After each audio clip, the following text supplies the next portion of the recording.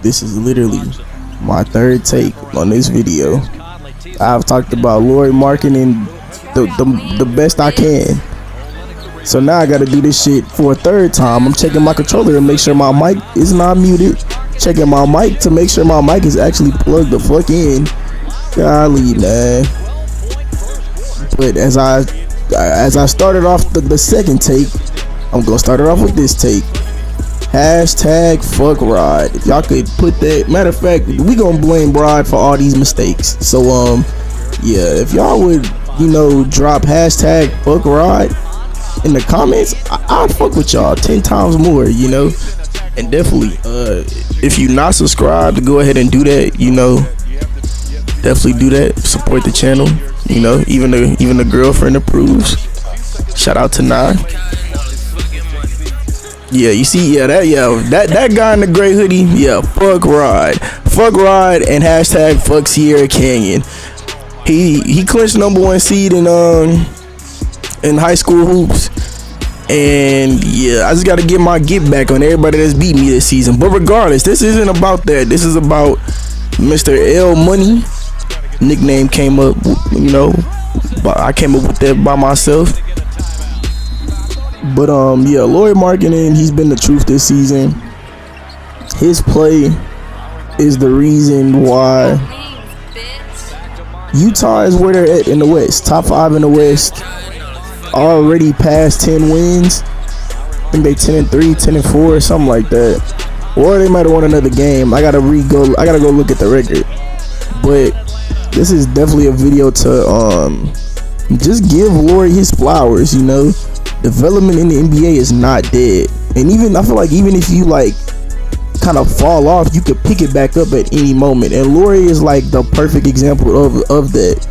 His early years in Chicago was cool.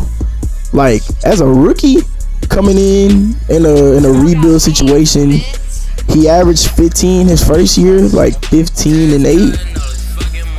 Second year, he averages 18.7 and 9 rebounds a game. Both those years, he was shooting in the 40s, like mid 40s. Then I think he kind of took a step back in the later years, his later years in Chicago before getting traded. And I think that's why they traded him. They got rid of him. They got rid of Wendell Carter, and it's just because it just wasn't working. Like Lauri had the tools, but I don't think Chicago knew how to use him.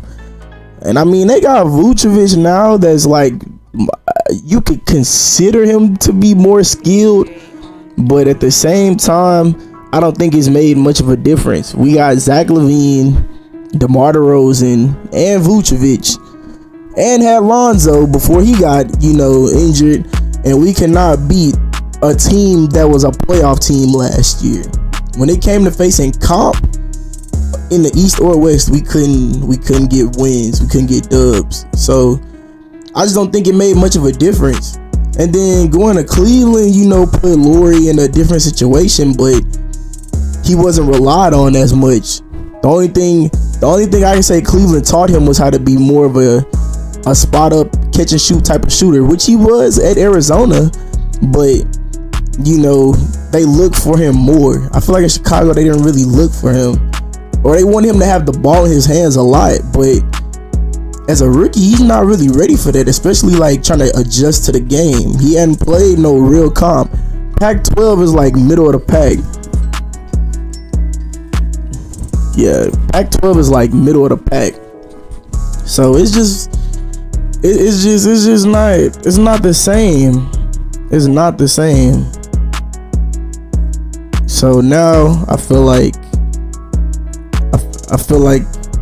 Lauri's in the perfect situation. He had to play, but he is in the same starting lineup with Evan Mobley and Jared Allen, but in the same sense he was playing behind them.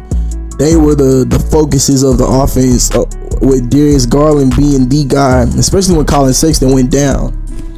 So to come over to Utah with Colin Sexton, I think made them both more hungry in this situation, which is why he's averaging close to 22 points a game. So 22 points a game and 8.4 rebounds, around 52% from the field, would be all career highs for him, except for the rebounds. So in evaluating his game and seeing what's changed, I think it's the confidence. And I think this goes back to the summer when he was playing against Giannis, Nurkic, Gobert, Doncic, facing off against some of the top international and European guys in the entire world.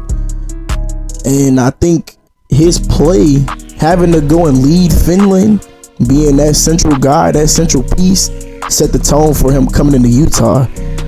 And in my eyes, I feel like if he can keep this same type of drive and same type of energy, it'll put him in a confident light that's going to keep his game really solid. And I think it's a contract year too for him.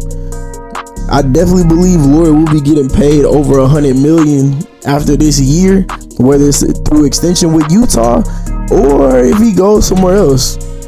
You know, I don't see a reason why you wouldn't pay the man. If we're going to be realistic about it, I don't see why you would not pay this man. He's showing he's worth every bit of that money, being able to put the ball on the floor, to get to the basket. He can post fade, he can spot up, he can pop. I think on the offensive end, he needs to get better at being able to read the defenses with his ball handle. Cause I think he just really gives you it's not even an in and out. He gives you one little crossover going across his body, which could get stripped by a good defender or a guard or a small forward that'll switch onto him. And it's just straight to the basket to try to slam over the top of your head or to stop on a dime for a nice little floater.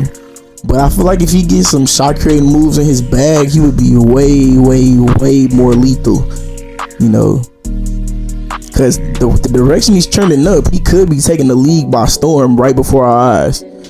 But going against Joel Embiid in his last matchup definitely humbled him. I feel like with Embiid dropping 59, Embiid showed how good you can be when you got moves in your arsenal, getting deep in that Duffy. I also think Lauri needs to get better at defense. He's poised on the offensive end but lackluster in the defensive end. So if he develops a sense of dog, I think he'll be fine. Other than that though, I really hope y'all enjoyed the video, and I'll catch y'all next time.